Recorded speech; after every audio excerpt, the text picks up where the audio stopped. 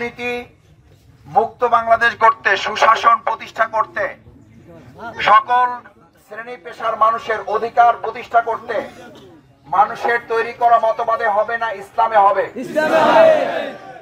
আমাদের দেশ স্বাধীনের 54 বছরে আমরা কি ইসলামের আইন পেয়েছি না মানুষের আইন পেয়েছি? মানুষের আইনে আমরা কি শান্তি পাইছি না অশান্তিতে আছি? অশান্তি। আমাদের কোথাও শান্তি নাই। ব্যবসায়ীরা ব্যবসা ঠিক মতো করতে পারেন না। যাদের ঠিক মতো ভাতা পাওয়ার কথা তারা ভাতা পান না, তাদের ভাতা অন্যরা তুলে নিয়ে চলে যান।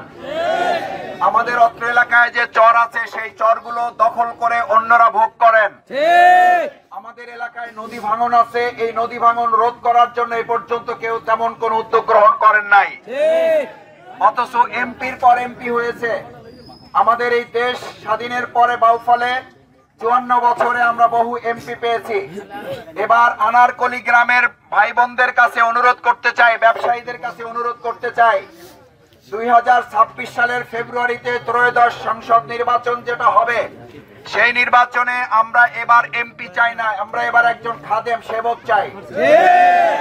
এবং সেই খাদেম সেবকের জন্য বাংলাদেশ জামাত ইসলামী একজন সৎ, দক্ষ, যোগ্য, মেধাবী, শিক্ষিত যদি প্রার্থী আপনাদেরকে দিতে পারে তাহলে আমরা সম্মিলিতভাবে একজোট হয়ে দাঁড়িপাল্লা প্রতীকে সমর্থন দিয়ে এই সব সমস্যার সমাধানের জন্য কি আমরা উদ্যোগ নিতে পারবো?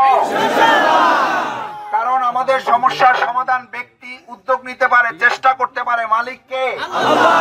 আমাদের মালিক আল্লাহ সুবহানাহু ওয়া তাআলা। তার বিধান দিয়েছেন আমাদেরকে ঠিকমতো পরিচালনা করার জন্য।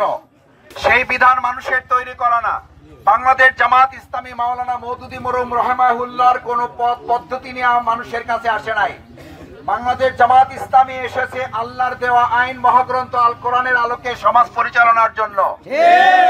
এই আইনে জামাত ইসলামী শুধু সুবিধা পাবে না, সবাই সুবিধা পাবে। এই আইনের মাধ্যমে যদি বাংলাদেশে সমাজ প্রতিষ্ঠিত হয় তাহলে কি শুধু পুরুষেরা পাবে না আমাদের বোনেরাও পাবে? এই আইনের মাধ্যমে কি শুধু মুসলমানরা পাবে না হিন্দুরাও পাবে?